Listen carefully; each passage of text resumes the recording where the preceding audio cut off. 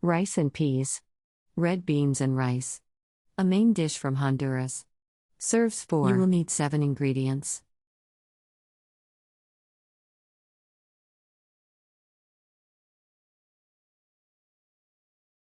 Step 1. Place red beans in 11/2 pints cold water and boil until tender.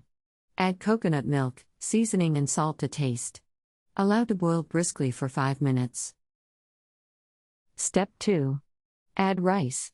Stir with a fork.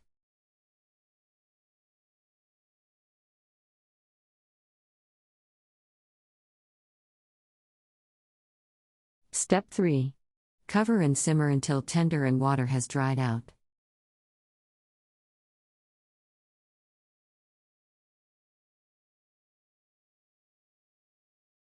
Country Reports, Culture, Countries, Travel.